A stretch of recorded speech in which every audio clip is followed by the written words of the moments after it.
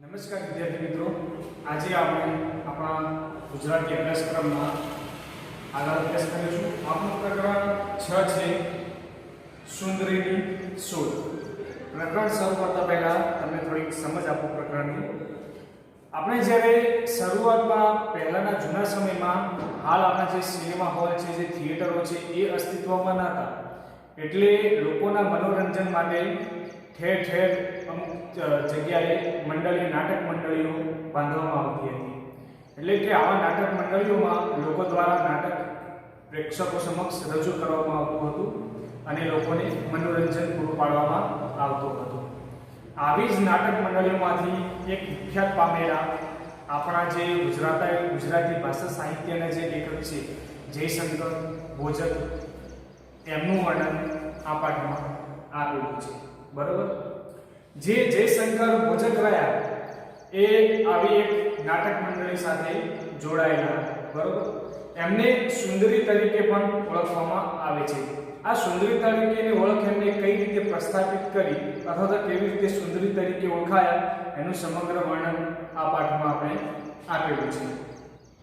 જે જયશંકર ભોજક હતા એ માત્ર 12 વર્ષની ઉંમરે જ આ નાટક મંડળીમાં જોડાયા હતા અને એમાં જયશંકર ભોજકે સૌભાગ્ય સુંદરી નામનું નાટક હતું. એ નાટકમાં સુંદરીબાલાની ભૂમિકા ભજવી હતી અને આ ભૂમિકા એટલી જોરદાર ભજવી હતી કે આ નાટક ઉપરથી આ જે સુંદરીબાલાની ભૂમિકા પરથી એમને સુંદરી એવું નામ પ્રાપ્ત થયું. બરાબર. જે જયશંકર ભોજક હતા એ હંમેશા નાટક મંડળીમાં સ્ત્રીનો જ રોલ ભજવતા હતા, એટલે કે સ્ત્રીનું જ પાત્ર ભજવતા હતા અને આ સ્ત્રીના પાત્રના ભજવવાના જ કારણે તેઓ સુંદરી તરીકે પણ ઓળખાયા હતા.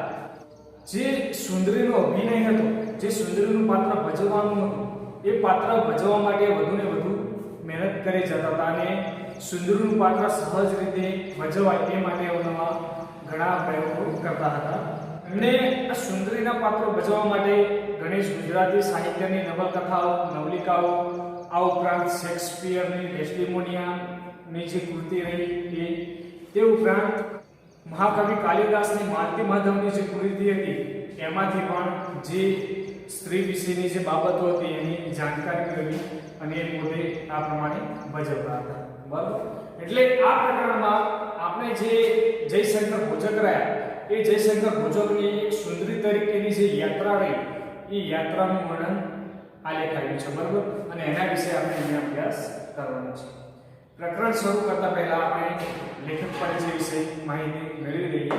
મિત્રો, આ જે સુંદરીની શોધ જે પાઠ રહ્યો એ એક આત્મકથામાંથી લેવામાં આવી છે.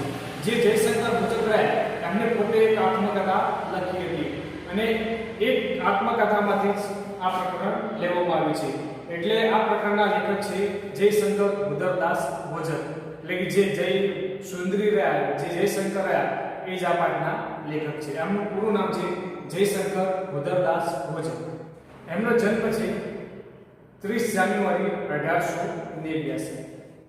એમનું મૃત્યુ છે 22 જાન્યુઆરી 1975. એમનું જન્મ સ્થળ છે વિસનગર તાલુકાનું ઊંધાઈ ગામ, જે ઉત્તર ગુજરાતમાં આવેલું છે. એમનું ઉપનામ છે તો એમને આપણે સુંદરી તરીકે જ ઓળખી છીએ. જે સુંદરી રહ્યું એ જ એમનું ઉપનામ છે. હવે એમની સિદ્ધિ છે તો જે જયશંકર ભોજક રહ્યા એ ગુજરાતી સાહિત્યના કલાકાર, આત્મકથાકાર તથા દિગ્દર્શક હતા. જે જયશંકર ભોજક રહ્યા એમને કુલ 3 એવોર્ડ આપવામાં આવેલા છે. એમાં પહેલો એવોર્ડ ઈસવીસન 1951માં રણજીતરામ સુવર્ણચંદ્રક એવોર્ડ પ્રાપ્ત થયો છે. ત્યારબાદ 1957માં રાષ્ટ્રપતિ સુવર્ણચંદ્રક એવોર્ડ પ્રાપ્ત થયો છે.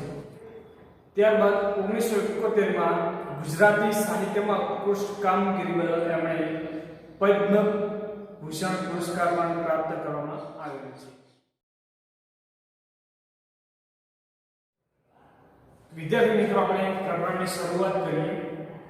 પ્રકરણની શરૂઆતથી છેક અંત સુધી લઈ જે જયશંકર ભોજક રહ્યા એ સુંદરીનું એટલે કે નાટક મંડળીમાં સ્ત્રીનું પાત્ર ભજવવા માટે કેવી મહેનત કરતા હતા અને કઈ કઈ જગ્યાએથી સ્ત્રી વિશેની બાબતો પોતે જાણતા હતા અને એનો ઉપયોગ કરતા હતા, કેવી મહેનત કરતા હતા, એનું સમગ્ર વિષય જે સમગ્ર વસ્તુ રહી એ આ પાઠમાં રજૂ કરી છે. જે સૌભાગ્ય સુંદરી નાટક હતું એ સૌભાગ્ય સુંદરી નાટક બહાર પડ્યા પછી જે બાપુલાલ હતા એ બાપુલાલ જે જયશંકર સુંદરીની ભૂમિકાને કેન્દ્રમાં રાખીને જે જૂના નાટકો હતા એ જૂના નાટકો વધુ ઝડપથી મૂકવા માંગતા હતા, એટલે કે બાર નાટક મંડળીમાં ભજવવા માંગતા હતા. આથી જે સૌભાગ્ય સુંદરી નાટક બહાર પડ્યું એના પછી એમના જે શેઠ ગોપાલદાસ રહ્યા એ ગોપાલદાસ આ મંડળીના તમામ સભ્યોને ફરવા માટે માથેરાન લઈ ગયા હતા. આ માથેરાન લઈ ગયા ત્યાં બાપુલાલ જે જયશંકર સુંદરીને રંભા દૂધવાળીનું પાત્ર એટલે કે વિક્રમ ચરિત્ર જે નાટક હતું એ વિક્રમ ચરિત્ર નાટકની રંભા દૂધવાળીનું પાત્ર ભજવવા કહ્યું હતું અને આ રંભા દૂધવાળીના પાત્રનો એમને અભ્યાસ કરાવતા હતા. જ્યારે બાપુલાલ આ રંભા દૂધવાળીનું પાત્રનો અભ્યાસ કરાવતા હતા એ વખતે પણ જે જયશંકર ભોજક હતા એમનો દૃષ્ટિકોણ જે હતો, એમના જે મનના વિચારો હતા પાત્રને ભજવવા એ પણ અંદર ઉમેરતા હતા અને પોતે આ પ્રમાણે તૈયારી કરતા હતા. એમાં પ્રથમ તો જે સસરા વિક્રમ રહ્યા એ વિક્રમ સાથે સ્ત્રીયોચિત છે, સ્ત્રી ચરિત્ર છે એ દર્શાવવા માટે આ જે જયશંકર ભોજક રહ્યા એ આગલા અને પાછલા દ્રશ્યોમાં અભિનય કરતા હતા. એટલે સ્ત્રી ચરિત્ર છે એ દર્શાવવા માટે શરૂઆતના અને પાછલા એવા જે ભાગો હતા એટલે કે નાટકની જે પ્રેક્ટિસ કરતા હતા એમાં આવી પ્રમાણે મહેનત એ દર્શાવવા માટેની મહેનત કરતા હતા, એટલે કે એ પ્રમાણે અભિનય કરતા હતા. ત્યારબાદ જે વિક્રમના જે પુત્ર હતો રાજરતન એ રાજરતનની પાસે જવું અને એના પોતાના આકર્ષણથી, પોતાના યૌવનના આકર્ષણથી એને આકર્ષવું અને જેમ જેમ આકર્ષણ થતું જાય રાજરતન આલ રંભા દૂધવાળી પ્રત્યે આકર્ષાય એમ એને નકારો અને જેમ જેમ આકર્ષણની માત્રા વધી જાય એમ એમ પણ નકારની માત્રા વધારતી જાય અને છેવટે લાચાર થઈને અન્ય કોઈ ઉપાય ન હોય એમ જે રાજરતનની જે માંગણી રહી એનો સ્વીકાર કરો. આ જે તમામ બાબતો હતી આ જે જયશંકર ભોજક હતા એક ક્રમબદ્ધ રીતે અને ચઢિયાતા ક્રમને ઉપસાવીને ભજવતા હતા. આ અરસામાં આ જે રંભા દૂધવાળીનું જે નાટક હતું એ નાટકમાં એક ગીત હતું કોઈ દૂધ લ્યો દિલ રંગી. એ ગીત ખૂબ જ મશહૂર થયું હતું અને લોકોના મોઢા પર પણ આ ગીત બોલતું થયું હતું અને કેટલીક મિલોએ તો એમના સાડી અને ધોતિયાની કિનારીઓ પર પણ આ જે પંક્તિઓ હતી એ પંક્તિઓ છપાવી દીધી. એટલે કે નાટકમાં એમને આટલું એવો સરસ પ્રભાવ પાડ્યો હતો કે એ નાટકનું ગીત પણ આટલું મશહૂર થયું હતું. ત્યારબાદ જે જુગલ જુગારી નાટક હતું એ જુગલ જુગારી નાટકની નાયિકા જે લલિતા હતી, લલિતાની ભૂમિકામાં જયશંકર ભોજકનું મન એટલું તરબોળ થયું હતું કે એક વખત આ લલિતાને એનો પતિ જે લલિતા હતી એને ઘણો પ્રેમ કરતો હતો, પરંતુ એક સમય એવો આવે છે કે આ લલિતા સામે પણ એનો પતિ જોતો નથી, કારણ કે એનો પતિ જુગારના છંદમાં એવો ફસાયેલો હોય છે, જુગારી થઈ ગયો છે, એટલે આ લલિતા સામું પણ જોતો નથી અને એના બાળકના નામે જે ધન મૂકેલું હોય છે એ ધન પણ આ લલિતાને ફોસલાયું બનાવીને લઈ લેતું હોય છે. એટલે આ જે બાબત હોય છે, આ જે સ્ક્રિપ્ટ હોય છે, લેખક વાંચતો હોય છે વખતે જે લલિતાની ભૂમિકાનો જે સમગ્ર ખ્યાલ રહ્યો એ સમગ્ર ખ્યાલ આ જયશંકર ભોજકના મનમાં આવી જતો હોય છે અને સંપૂર્ણ ખ્યાલ આવી જાય છે. અને જ્યારે સરળ વાચક અભિનય વખતે એટલે કે સ્ક્રિપ્ટ વાંચીને જ્યારે અભિનય પ્રેક્ટિસ કરતા હોય છે જયશંકર ભોજક એ વખતે તો આ સ્ક્રિપ્ટ વાંચતા વાંચતા જે જયશંકર ભોજક એમના આંખોમાંથી દળ આંસુ આવી જતા હોય છે અને સ્ક્રિપ્ટના જે છેલ્લા શબ્દો હોય છે એ શબ્દો વાંચી પણ નથી શકતા, એટલા ભાવો જયશંકર ભોજકના મનમાં ઉભરાય છે. એટલે એમના જે બાપુલાલ નાયક હોય છે એ બાપુલાલ નાયક એમને સાંત્વના આપતા જયશંકર ભોજકને કહે છે કે આ જે અસર અત્યારે તેની થઈ રહી છે એ અસર પ્રેક્ષકો પર થશે અને એની જ તારે ખાતરી રાખવી અને આપણે પોતાને જે અસર થઈ રહી છે એ અસર પ્રેક્ષકો પર થવી એ એક નટનું કર્તવ્ય છે, એ જ આપણે ભજવવાનું રહેશે. અને જે જયશંકર ભોજક હતા એ જયશંકર ભોજક આ જે લલિતા હતી લલિતાની સાવ નિરક્ષર પણ નહીં કે ડિગ્રીધારી શિક્ષક પણ નહીં એવી સંપૂર્ણ સમજવાળી નારી ગણતા હતા, કલ્પતા હતા. ત્યારબાદ હવે આજે લલિતાની જે જુગલજુગારી નાટકમાં લલિતાની જે ભૂમિકા ભજવવાની હતી એ ભૂમિકા ભજવવા માટે લેખકને અહીંયા એક આદર્શ મળી જાય છે. જે બાબુભાઈ એમના જે શેઠ હોય છે એ બાબુભાઈ શેઠ દર સિઝનમાં મુંબઈના પરા વિસ્તારમાં રહેવા જતા હતા. દર 4 મહિના માટે આવી રીતે પરા વિસ્તારમાં જે બાબુભાઈ શેઠ રહેવા જતા હતા. એટલે આ જે જયશંકર ભોજક હતા એ પણ એ બાબુભાઈ શેઠ જ્યાં રહેવા જાય તે અઠવાડિયામાં 2-3 દિવસ તે પણ ત્યાં રોકાવા જતા હતા. આ જે બાબુભાઈ શેઠ હતા એક વખતે અંધેરીમાં કુંવરબાઈના બંગલામાં રહેવા ગયા હતા. હવે આ જે જયશંકર ભોજક હતા એ પણ 2-3 દિવસ માટે ત્યાં ગયા હતા અને આ બાબુભાઈના શેઠને ત્યાં એમને આ જે લલિતાનું પાત્ર ભજવવા માટેનો એક શ્રેષ્ઠ એક આદર્શ એમને મળી આવ્યો. બાબુભાઈ જે શેઠ હતા એમને મારા એક કુમારિકા આવવાના હતા. આ જે કુમારિકા હતી એ બાબુભાઈ શેઠના સંબંધીના ભવિષ્યના પત્ની હતા. આ જે વાત હતી એ કુમારિકા પણ જાણતી હતી કે બાબુભાઈ શેઠ એમના જે ભવિષ્યના પતિ થવાના છે એના સંબંધી છે અને બાબુભાઈ પણ આ વાત જાણતા હતા કે એ આપણા સંબંધીના ભવિષ્યના પત્ની થવાના છે. એટલે બાબુભાઈ શેઠ અને જે બાબુભાઈ શેઠના જે પત્ની હતા કૃષ્ણાબેન તો એમને આ જે 22 વધુ જ્યારે એમના ઘરમાં આવે છે એટલે એનો સત્કાર કરવા માંડ્યા, એટલે કે એનું આગમન કર્યું. બરોબર. એટલે જે બાબુભાઈ શેઠ અને જે કૃષ્ણાબેન એમના પત્ની હતા એ આ જે ભાવિ વધુનો સત્કાર કરતા હતા એમનું સ્વાગત કર્યું. એટલે સ્વાગત કરતી વખતે આ જે કુમારિકા જે હતા એમના મુખ ઉપર જે શરમના શેરડા પડતા હતા એ શેરડા અને એમનું મુખ જે રીતે શરમાઈને હસી જતું હતું એ શરમાઈને હસતા છતાં પણ આમ ઠાવકા પણ સ્વાચવી લેતા, એટલે કે ગંભીર બની જતા. એ તમામ બાબતો આ જે જયશંકર ભોજક હતા એ ક્રમબદ્ધ રીતે વ્યવસ્થિત રીતે આ બધું નિહાળતા હતા અને આ બધી બાબત જોઈ અને જે જયશંકર ભોજક હતા એમને લલિતા અને જુગલ બંને કઈ રીતે એકબીજાને મળે છે ને જે ભાવો હતા એ ભાવો આ જે કુમારિકા હતી એ કુમારિકાના ભાવો પરથી એમને જાણી લીધું અને એમની જે જુગલ અને લલિતાની જે પ્રથમ મિલાપ હતી એની બહુ ચાપુઆ ઉકેલાઈ ગઈ. ત્યારબાદ આ જે કુમારિકા હતી એ કુમારિકાની જે વસ્ત્ર પરિધાન કરવાની જે છટા હતી વસ્ત્ર પરિધાન કરવાની રીત સરસ હતી. એટલે લલિતાને જે પોશાક હતો એ પોશાકની પણ એમને ગુંજ ઉકેલાઈ ગઈ.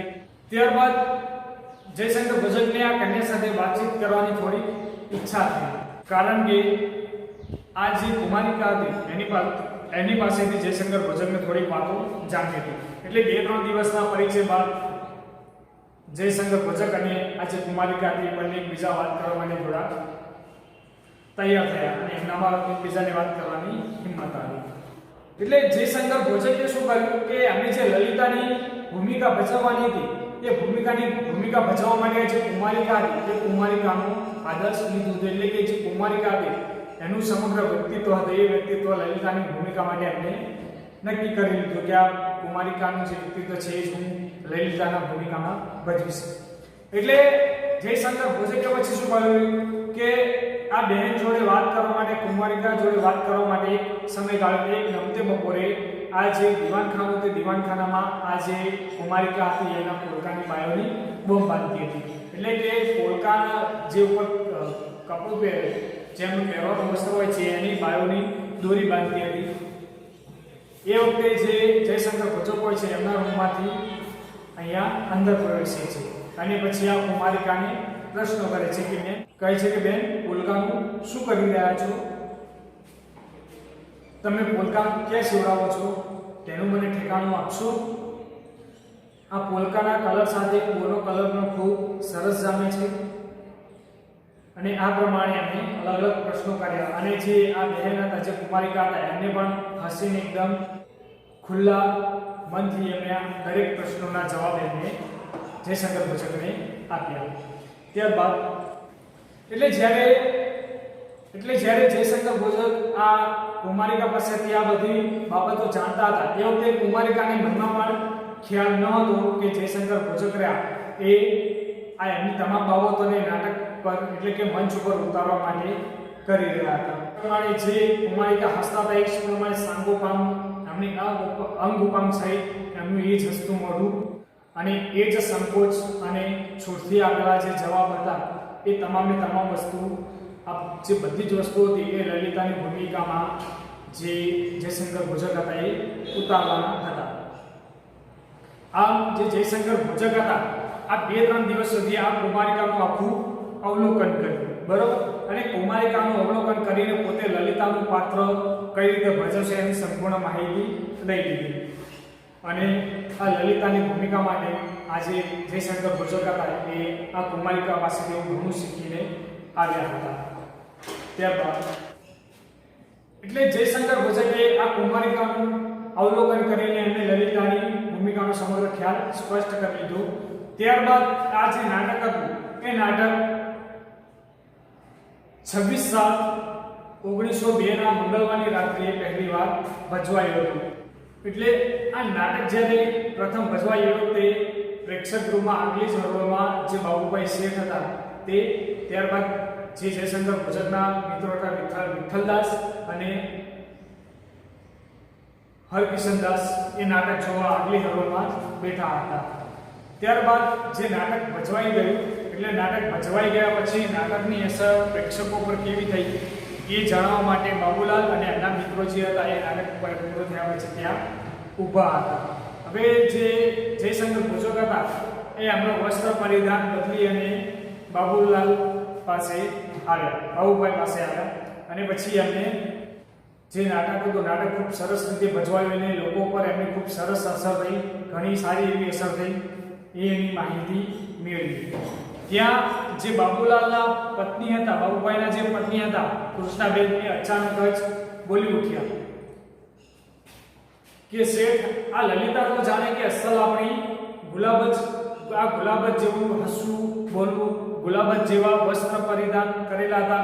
એટલે કે હું તો બ્રહ્મા જ પડી ગઈ કે આપણે કે જે ગુલાબ હતી અહીંયા રંગમંચ ઉપર ક્યાંથી આવી, કે ખરેખર કે આ જે લલિતાની ભૂમિકા હતી એ ભૂમિકામાં કે અસલ આપણી ગુલાબ જાણે દેખાતી એવો ભાસ કે થતો હતો. ત્યારબાદ એટલે આ સમય દરમિયાન જે જયશંકર ભોજક અને એમના જે અભિનય ગુરુ બાપુલાલ નાયક હતા એ ચોપાટી પર ફરવા જતા હતા. એક દિવસ આવી રીતે ચોપાટી પર ફરવા જતા હતા એટલે જે એમના ગુરુ હતા અભિનય ગુરુ બાપુલાલ નાયક એમને કહ્યું કે આજે તો કે મારે આખી રાત ઉજાગરો થયો. એટલે જયશંકરે ઉત્સાહથી પૂછ્યું કે કેમ, કે આ શું થયું કે કેવું તમે આખી રાત ઉજાગરો કર્યો? એટલે બાપુલાલે કહ્યું કે આજે કે સરસ્વતી ચંદ્રનો ચોથો ભાગ બહાર પાડ્યો હતો એટલે કે એ વાંચવામાં ઉજાગરો થયો. અને એટલે જયશંકર ભોજકે કુતૂહલથી પૂછ્યું કે સરસ્વતી ચંદ્ર આવું વળી લાંબુ નામ શું છે? એટલે બાપુલાલે એમને કહ્યું, સમજાવતા કહ્યું કે આ એક નવલકથા છે જેના લેખકે 4 ભાગ પાડ્યા છે અને લેખકે આને ચોથો ભાગ થોડો મોડો ભાગ પાડ્યો છે. એ વાંચવાની પણ ઘણી મજા આવે છે. એટલે કે વાંચવાની પણ મને ઘણી મજા આવી એટલે આખી રાતનો ઉજાગરો થયો. એટલે જયશંકરે કહ્યું કે તો કે આપણી પાસે કે આનો પહેલો ભાગ તો હશે. એટલે બાપુલાલે કહ્યું કે હા, એનો કે આપણો પહેલો ભાગ આપણી પાસે પડ્યો છે. એટલે જયશંકરે એમની પાસે આ સરસ્વતી ચંદ્ર નવલકથાનો પહેલો ભાગ વાંચવા માંગ્યો. આ વખતે જે જયશંકર ભોજક હતા એમની ઉંમર માત્ર 12 વર્ષની જ હતી અને જયશંકર ભોજકે આ જે નવલકથા સરસ્વતી ચંદ્ર નવલકથા રહી એનો પહેલો ભાગ વાંચવા લીધો અને ધીમે ધીમે ક્રમે આ નવલકથાના 4 જે ભાગ હતા એ નવલકથાના 1 2 3 4 ભાગ સમયે 7 વખત વાંચ્યા એવું આ નવલકથાનું કામણ હતું. એટલે કે આ નવલકથામાં એમને એટલો રસ પડ્યો હતો. આ જે નવલકથા હતી એ નવલકથામાં કઠણ ભાષા હતી, પ્રેમની આંટીમૂટી હતી, વીરની વેદના હતી, રાજકીય અને સામાજિક પરિસ્થિતિઓ અને અનેક એવી આડકથાઓ અને તળ ગુજરાતના અનેક જે પાત્રો હતા એ પાત્રો સુરેખ રીતે અહીંયા આલેખ આવેલા હતા. પાત્રો વાંચી જે કથા પૂરતો શરૂઆતનો જે ભાગ હતો એ ભાગ એમને સમજાવવા લાગેલો હતો. ત્યારબાદ લેખકે આ જે સરસ્વતી ચંદ્ર જે નવલકથા હતી એ નવલકથામાં છે તે નવલકથામાં આવા કુમુદ સુંદરી, કુસુમ, ગુણ સુંદરી, અલગ કિશોરી આ જે પાત્રો હતા એ પાત્રો એમને વાંચવામાં આવ્યા અને આ પાત્રોમાં પણ એમને ઘણો એવો રસ પડ્યો. આ જે પાત્રો હતા આ તમામ પાત્રો સ્ત્રી પાત્રો હતા અને સ્ત્રી પાત્રો એમને આ જે હતું એ વાંચવામાં એમની ઘણી મજા આવી. અને આ જે નારીત્વ હતું, આ સ્ત્રીઓનું જે નારીત્વ હતું એ નારીત્વની એવી ઘણી ઊંડી છાપ આ જયશંકર ભોજક ઉપર પડી હતી. જયશંકર ભોજક જે ગુજરાતની નારીઓની જે શોધમાં હતા, જે ગુજરાતની નારીઓની જે બાબતો હતી એ બાબતોની જે શોધમાં હતા એ શોધ અહીંયા એમની પૂરી થઈ હતી. કારણ કે આ નવલના પાને આ જે ગુજરાતની જે સ્ત્રીઓની શોધમાં હતા એ સ્ત્રીઓની શોધ આ નવલના પાને આલેખાયેલી હતી. એટલે આ જે નવલકથામાં જે પાત્રો હતા એ પાત્રોના અભિનય કરવા માટે જયશંકર ભોજકે યુક્તિ વિચારી. જયશંકર ભોજક હતા એ શું કરતા હતા કે આ જે પાત્રો હતા એ પાત્રોની જે બાબતો હતી એ બાબતો પોતે આ જે નવલકથા પોતે હાથમાં લઈ અને આ ઉક્તિઓ જે પાત્રોની જે ઉક્તિઓ હતી એ ઉક્તિઓ વાંચી જતા હતા અને અરીસાની આગળ આ પાત્રોની ઉક્તિઓ પ્રમાણે પોતે અભિનય કરતા હતા અને આ પાત્રોના ભાવો અને પોતાના ભાવો એકરૂપ કરવા માટે મથતા હતા. અને એમણે જે અભ્યાસ કર્યો એ અભ્યાસ પછી એવું પરિણામ આવ્યું કે જે જયશંકર ભોજક હતા એ જયશંકર ભોજકને કુમુદ સુંદરી જે આ નવલકથાનું પાત્ર હતું કુમુદ સુંદરી એ ભજવવાનો મનોરથ એમનામાં જાગ્યો. એટલે થોડા વર્ષો પછી જે જયશંકર ભોજકની જે મંડળીવાળાઓ હતા એ મંડળીવાળાઓએ આ જે સરસ્વતી ચંદ્ર જે નવલકથાનો ભાગ રહ્યો એમને નાટ્ય રૂપાંતર કરવા માટે જે આ સરસ્વતી ચંદ્રના લેખક જે ગોવર્ધનરામ ત્રિપાઠી હતા એમને નાટકમાં અનુવાદ કરવા એમને આ નવલકથાનું નાટકમાં અનુવાદ કરવા માટે કહ્યું. એટલે એ જ સમયે જે ગોવર્ધનરામ ત્રિપાઠી હતા ગોવર્ધનરામભાઈએ અનુવાદ કરવા માટે એમને જે સરસ્વતી ચંદ્ર અને કુમુદની ભૂમિકા માટે બાપુલાલ અને જયશંકરના ફોટાઓ પણ મંગાવ્યા, જેથી કરીને અનુવાદમાં જે પુરુષનું પાત્ર જે સરસ્વતી ચંદ્ર જે પાત્ર હતું એના માટે બાપુલાલ અને કુમુદ સુંદરીનું પાત્ર હતું એના માટે જયશંકર ભોજક એમના ફોટા એમને મંગાવ્યા હતા. પણ કોઈક કારણસર એમના મંડળીવાળાઓએ આ જે ફોટા હતા એ આગળ પહોંચાડ્યા જ ન હતા. એટલે એમની મંડળીવાળાઓએ આ ફોટા તો ન મોકલ્યા, પરંતુ થોડાક સમય બાદ જે ગોવર્ધનરામ ત્રિપાઠી સરસ્વતી ચંદ્રનો જે અનુવાદ હતો, જે નાટકનું અનુવાદ હતું એ નાટકનું અનુવાદમાં રૂપાંતર કરીને એમની નાટક મંડળીમાં પહોંચાડ્યું. એટલે કે જે પહેલો અંક હતો રૂપાંતર કરીને નાટક મંડળીમાં આપ્યો. જે આ અંકમાં તેમને સરસ્વતી ચંદ્ર જે ભાગ 4 રહ્યો એમાં જે ચોથો ભાગ હતો એમાં ઘેલી મારી કુસુમવાળા પ્રસંગ પછી જે વાર્તા હતી એ વાર્તા થોડી લંબાવીને મોકલી હતી અને એમાં પણ જે સરસ્વતી ચંદ્ર એ સરસ્વતી ચંદ્રને લોકહિતની વાતો કરતો અને ચોપાટી પર ભાષણ કરતો જણાવ્યો હતો. એના કારણે જે નાટક મંડળીવાળા હતા એમને એવું લાગ્યું કે આ જે નાટક રહ્યું કરશો તો લોકોને મુંબઈની પ્રજાને ગમશે નહીં અને કંટાળાજનક બનશે. એના કારણે આ જે નાટક હતું એ નાટક એમને ભજવવાનું બંધ રાખ્યું, એટલે કે નાટક ભજવ્યું નહીં. અને જે જયશંકર ભોજકની જે કુમુદ થવાની ઈચ્છા હતી એ ઈચ્છા અધૂરી રહી ગઈ અને એની સાથે સાથે જે આ ભજવણીનો અભ્યાસ હતો એ અભ્યાસ પણ એમનો અધૂરો રહી ગયો હતો આગળ. એટલે જે જયશંકર ભોજક હતા એ એમના અભ્યાસ માટે સરસ્વતી ચંદ્રમાં બુદ્ધિ પ્રકાશ સામયિકનો ઉલ્લેખ થયો હતો. આ જે બુદ્ધિ પ્રકાશ રહ્યું એ સૌથી જૂનું સામયિક છે, બરોબર. એટલે આ જે બુદ્ધિ પ્રકાશનો ઉલ્લેખ થયો હતો એટલે બુદ્ધિ પ્રકાશ પણ તેઓ મેળવીને વાંચતા હતા અને એમને જેટલો પણ સમય નવરાશનો મળતો હતો એ નવરાશના સમયમાં જે જયશંકર ભોજક હતા એ જયશંકર ભોજક ગુજરાતી સાહિત્યની નવલકથાઓ, સાહિત્યો, નિબંધો, પુસ્તકો વગેરે વાંચવામાં ગાળતા હતા અને આ રીતે ગુજરાતી ભાષાના સાહિત્યો વાંચીને એમની અભ્યાસ જે સ્ત્રી પાત્ર ભજવવાની જે અભ્યાસ હતી એ અભ્યાસની ગૂંચો ઉકેલી જતા હતા. આ ઉપરાંત જે સૌભાગ્ય સુંદરી જે નાટક હતું એ સૌભાગ્ય સુંદરી નાટકમાં જે સુંદરીની ભૂમિકા ભજવવાની હતી એ સુંદરીની ભૂમિકા માટે એમની શેક્સપિયરની ડેસ્ટિમોના જે કૃતિ હતી એનો પણ અભ્યાસ કરતા હતા અને કાલિદાસની માલતી માધવની જે કૃતિ હતી એમાં માલતી માધવમાં માલતીનો પણ એમને અભ્યાસ કરતા હતા. એટલે આ પ્રમાણે જે જયશંકર ભોજક હતા પોતાનો સ્ત્રી પાત્ર ભજવવા માટે આ પ્રમાણે ગુજરાતી ભાષાના નવલકથાઓ, નિબંધો, પુસ્તકો, સાહિત્યનું વાંચન પણ કરતા હતા અને અલગ અલગ જે લેખકો હતા જે શેક્સપિયર, જે કાલિદાસ હતા એમની જે કૃતિઓ રચી હતી એમાંથી સ્ત્રી પાત્રોની જે બાબતો હતી, જે સ્ત્રી પાત્રો હતી એ સ્ત્રી પાત્રોનું જો સાહિત્ય હતું એ પણ વાંચીને પોતાનું જે અભિનયની જે ગુણ હતા એ આ પ્રમાણે ઉકેલતા હતા.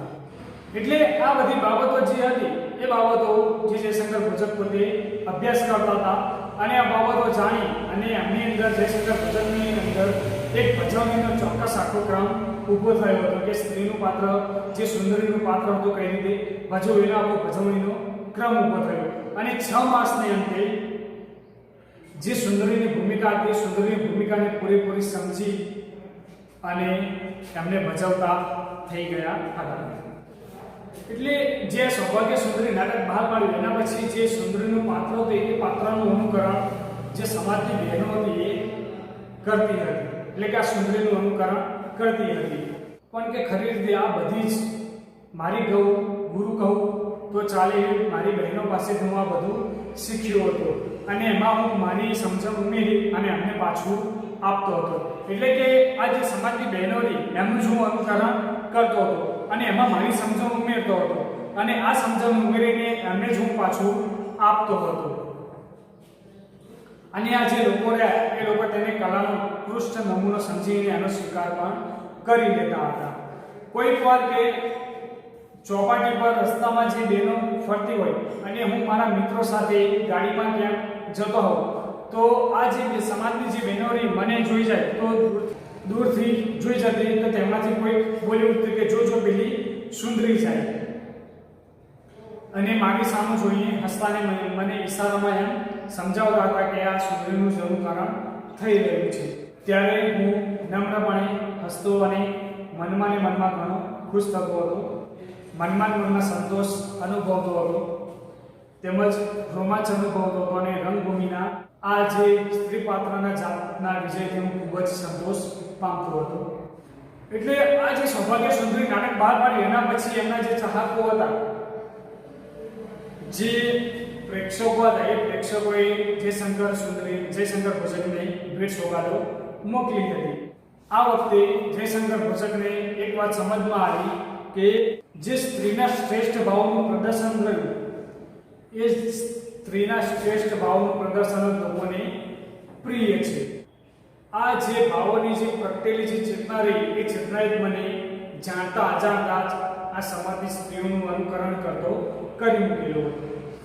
જે જયશંકર ભોજક હોય છે એ પોતે પુરુષ હોવા છતાં પણ જાણે એક સ્ત્રી હોય છે એવો અનુભવ કરે છે. બરોબર? કારણ કે શરૂઆતમાં જ્યારે એ સ્ત્રી પાત્રો ભજવતા હતા એ વખતે એમના મનમાં થોડો સંકોચ હતો, પરંતુ અત્યારે જાણે પોતે એક સ્ત્રી હોય એવું અહેસાસ કરે છે. એટલે અહીંયા પેરેગ્રાફમાં સમજાવ્યું છે કે આ જે સફળતા રહી અને જે જયશંકર ભોજકમાંથી જે સુંદરી થવાની જે સફળતા રહી એની પાછળ તો ઈશ્વરની કૃપા તો ઘણી હશે. પણ કે જ્યારે જયશંકર સ્ત્રીનું પોશાક ધારણ કરે છે એટલે એક પુરુષ જાણે એક સ્ત્રીમાં પલટાતો હોય એવું અહીંયા આભાસ થાય છે, એવું જયશંકરને લાગે છે. પરંતુ અહીં પુરુષનું સ્ત્રીમાં રૂપાંતર કે અવાંતર નહીં, પરંતુ સ્ત્રીના જે સહજ ભાવો રહ્યા, જે સ્ત્રીઓની લાગણી રહી, એ સ્ત્રીઓની લાગણી જે ભાવો રહ્યા એ ભાવોના પ્રગટીકરણ માટે એ સ્ત્રીના ભાવો બહાર નીકળવા માટેનું એક જે પરમ કળા સ્વરૂપ જે પુરુષાર્થ ઘડ્યો હોય એવું અહીંયા લેખકને લાગે છે કે સ્ત્રીના ભાવોને બહાર દર્શાવવા માટે જાણે જયશંકર ભોજકે આ પુરુષાર્થના મહેનત કરેલી હોય છે. જયશંકર કહે છે કે મેં મારામાંથી એક નવ યોગનાને અલગ થતા જોઈ. એમના પુરુષમાંથી જાણે એક નવ યોગના એક નવ સ્ત્રી છૂટી પડતા એમને જોઈ, જેના ઘાટીલા મધભર અંગોમાંથી યૌવન નીકળે છે, જેની છટામાં સ્ત્રીનું લાવણ્ય વહેંકી રહ્યું છે, જેની આંખોમાંથી સ્ત્રીઓના સહજ એવા ભાવો ઉભરાય છે, જેની ચાલમાં ગુજરાતનો ઠસ્સો પ્રગટે છે, એટલે કે જેની ચાલમાં ગુજરાતનો એવો ભાવ છે, ગુજરાતનો ઠસ્સો પ્રગટે છે, જે પુરુષ નથી પણ કે એક માત્ર સ્ત્રી જ છે, એવી એક છબીને મેં અરીસામાં જોઈ. અહીંયા જે શંકર ભોજકરાય એ પોતે મનોમન આવું ફીલ કરે છે કે મેં એક પુરુષને જાણે સ્ત્રીમાં પલટાતો એવું અહીંયા જોઉં છું. અરીસામાં પોતે સ્ત્રીના વેશમાં ઊભા રહીને અરીસા સામે જોવે છે. અંતરનું પ્રતિબિંબ પાડતો અરીસો જાણે બોલતો હોય છે કે આ જયશંકર નથી, આ તે લજ્જાથી એક ગરવી ગુજરાતન છે. એ લહેકો, એક અભિનય, એક કામણ, જાણે શરીરના પ્રત્યેક અંગમાં મધુર ઝંઝણાટી પેદા થઈને ચાલી ગઈ હોય એવું અહીંયા જયશંકરને થાય છે. અને ઘડીભર જયશંકરને એવું જ થાય છે કે જાણે હું પુરુષ જ નથી, હું એક સ્ત્રી જ છું. શરૂઆતમાં સ્ત્રી થતા જયશંકરને સહજ સંકોચ થતો હતો, પરંતુ હવે જયશંકરને એવું લાગે છે કે હું સ્ત્રી જ છું. અને આ અવાંતર પ્રક્રિયાને, એટલે કે અંદરના ભાવોની જે પ્રક્રિયા રહી, એ પ્રક્રિયા જ જયશંકરને, એટલે કે મને નટ થવામાં સારી એવી યાદી આપી છે. એટલે કે પરંતુ કે આ અવસ્થાની અનુભૂતિને જિલ્લાનો જો અનુભવનારો પ્રેક્ષક વર્ગ ન હોત તો, એટલે કે આજે હું તૈયાર થઈ, આજે હું પુરુષમાંથી સ્ત્રીમાં અવાંતર પામી અને આજે અભિનય કરતી હતી, પણ અભિનય કરતા પણ જો મારી સામે જો પ્રેક્ષક વર્ગ ન હોત તો, કે એટલે કે મારા હજારો પ્રેક્ષકોએ મને કે સુંદરી બનાવે છે, એ વાતની હું ગર્વ સાથે નોંધ લઉં છું. બાકી મારા પ્રેક્ષકો હોય કે હું અહીંયા એટલો અટૂળો ફક્ત જયશંકર જ છું. બરોબર? એટલે છેલ્લે જે જયશંકર હોય છે એ પોતે પોતાના જે પ્રેક્ષકો હોય છે, પ્રેક્ષકોનો પણ ગર્વ લે છે કે જો પ્રેક્ષકો જોનારા ન હોત અને પ્રેક્ષકોએ મને આટલું સન્માન આપ્યું હતું, મારા નાટકને આટલા વખાણ્યા ન હોત તો કે હું જયશંકર જ હોત. પણ મારા કદરદાન પ્રેક્ષકો વગર કે હું એટલો અટૂળો જયશંકર જ છું, પણ મારા કદરદાન જે પ્રેક્ષકો હતા એને લઈને જ, એમની વખાણને લઈને જ હું અત્યારે આ સુંદરીમાં પલટાયો છે, એવું અહીંયા પોતે મનમંથન કરે છે. તો વિદ્યાર્થી મિત્રો, આપણું જે સમગ્ર પ્રકરણ હતું એ આ પ્રમાણે હતું. હવે આપણે પ્રકરણ થોડાક શબ્દાર્થ જોઈ લઈએ. પહેલો શબ્દ જોઈએ દ્રષ્ટિકોણ. દ્રષ્ટિકોણ એટલે કે વસ્તુને જોવા વિચારવાની રીત. ત્યારબાદ છે સ્ત્રીયોચિત. સ્ત્રીયોચિત એટલે કે સ્ત્રીને શોધે તેવું. ત્યારબાદ છે પરુ. પરુ એટલે કે ઉપનગર અથવા તો શહેરની બહારનો ભાગ. ત્યારબાદ છે ઠાવકાપણું. ઠાવકાપણું એટલે કે શાણાપણું અથવા તો ગંભીરતા. ત્યારબાદ છે પોલકું. પોલકું એટલે સ્ત્રીઓને પહેરવાનું એક વસ્ત્ર. ત્યારબાદ છે બો. બો એટલે કે બાંધવાની દોરી. ત્યારબાદ છે સાંગોપાંગ. સાંગોપાંગ એટલે અંગ ઉપાંગ સહિત. ત્યારબાદ છે આંટીઘૂંટી. આંટીઘૂંટી એટલે કે ગૂંચવણ. ત્યારબાદ છે અલૌકિક. અલૌકિક એટલે કે અદ્ભુત, અસામાન્ય. ત્યારબાદ છે અવાંતર. અવાંતર એટલે કે અંદરનું. ત્યારબાદ છે ઠસ્સો. ઠસ્સો એટલે કે ભપકો, રોફ. ત્યારબાદ છે અનુકૃતિ. અનુકૃતિ એટલે કે અનુકરણ, નકલ, અનુકરણ. તો વિદ્યાર્થી મિત્રો, આપણું સંપૂર્ણ પ્રકરણ આ પ્રમાણે હતું. અને જે સ્વાધ્યાય કાર્ય કર્યું તમે ચોપડામાં લખી નાખજો.